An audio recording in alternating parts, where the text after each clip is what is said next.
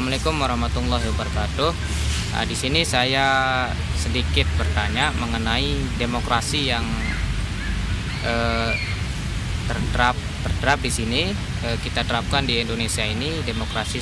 Saya bingung ya mengenai demokrasinya seperti apa. Soalnya kita lihat dari problem yang terjadi pada saat ini, kebanyakan demokrasi itu hanya label di situ. Menurut pandangan saya, di situ demokrasi yang diterapkan saat ini itu istilahnya masih hierarki. Nah, tapi label hierarkinya itu dialihkan fungsi ke organisasi di situ. Jadi saya mau bertanya di sini, gimana sih menurut pandangan masyarakat di sini mengenai demokrasi yang berlaku saat ini? Oke, mungkin itu aja yang saya pertanyakan. Bila taufiq wal hidayah. Assalamualaikum warahmatullahi wabarakatuh. Waalaikumsalam warahmatullahi wabarakatuh. Berbicara tentang demokrasi, pertama-tama yang harus kita ketahui bahwa demokrasi ini adalah bahwasanya sederhananya lah ya, saya tidak tahu definisi yang tepat, tapi saya sebagai orang yang awam, terutama awam di politik ya, demokrasi ini kan segala sesuatu yang ditetapkan di negara kita ini adalah berdasarkan kesepakatan atau musyawarah segenap rakyat ikut juga bersuara. Itulah yang kurang lebih saya pahami dari demokrasi itu sendiri. Bagaimana Islam memandang demokrasi? Dalam Al-Quran, Rasulullah Sallallahu Alaihi Wasallam diperintahkan oleh Allah, yakni wasyawirhum fil amri. Padahal Rasulullah ini sangat suci, sangat agung, sangat cerdas, segalanya luar biasa. Tetapi itu pun Allah perintahkan kepada beliau, syawirhum fil amr. Bermusyawarahlah dengan mereka, jangan otoriter, jangan menetapkan sendiri, menentukan sendiri. Ajak musyawarah. Ajak musyawarah ini juga kan bisa kita artikan ya, dengarkan suara mereka, pungut suara mereka, dengarkan aspirasi mereka. Padahal itu sekelas Rasulullah Sallallahu Alaihi Wasallam. Ada lagi ayat lain, wa amruhum syura bainahum.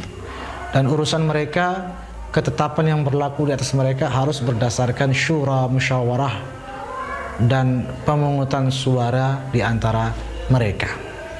Maka demokrasi ini adalah sesuatu yang diperintahkan di dalam Al-Quran. Ada lagi satu hadis di mana Rasulullah Sallallahu Alaihi Wasallam mengatakan, thalathatun la turfa' salatum fawqa ru'usihim shibra. Ada 3 orang, kata Nabi, yang salatnya tidak naik dari atas kepalanya 1 jengkal pun tidak naik. Maksudnya tidak terangkat, tidak diterima. 1 jengkal naik aja tidak, apalagi tembus dan sampai kepada Allah. Maksudnya tidak diterima lah. Siapa 3 orang yang tidak diterima salatnya? Di situ diantaranya adalah warajulun amma qauman wa hum lahu karihun. Seseorang yang memimpin satu kaum sementara kaum itu tidak suka kepadanya. Itu juga dasar bahwasanya seorang pemimpin harus yang disukai oleh kaumnya, oleh yang dipimpin oleh rakyatnya. Dan itu tentu hanya bisa dicapai dengan musyawarah, dengan pemilihan, dengan pemungutan suara dan seterusnya. Tidak hanya dalam memilih pemimpin, dalam segala kebijakan-kebijakan. Ada sebuah kaidah fikih mengatakan tasarruful imam 'ala ar-ra'iyah manutun bil maslahah.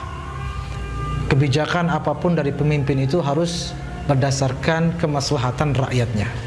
Karena itu di sini rakyat juga harus memberikan aspirasinya dan seterusnya. Ala kulli hal, demokrasi ini adalah sesuatu yang mulia, sesuatu yang islami, dan harus kita pelihara dan kita jaga bersama. Segala sesuatu yang sekiranya dapat mengkontaminasi, merongrong inti pesan daripada demokrasi ini, maka harus kita artinya tidak boleh diam. Tapi bagaimana caranya?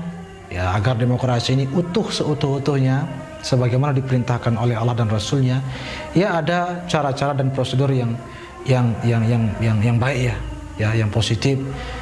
Kita di negara yang demokrasi ini kan juga ada namanya wakil rakyat. Kita bisa menyampaikan aspirasi. Wakil rakyat ini kan menyampaikan aspirasi rakyat, dan lain sebagainya. Karena itu dalam memilih anggota DPR juga itu kan juga harus betul-betul dengan pertimbangan yang matang. Karena anggota dewan ini kan dia dewan perwakilan rakyat, dia yang mewakili kita. Sehingga harus yang kita pilih juga yang betul-betul mewakili aspirasi kita kepada pemerintah. Kita berdoa mudah-mudahan demokrasi di negara kita ini dilindungi oleh Allah Subhanahu wa taala. Amin ya rabbal alamin.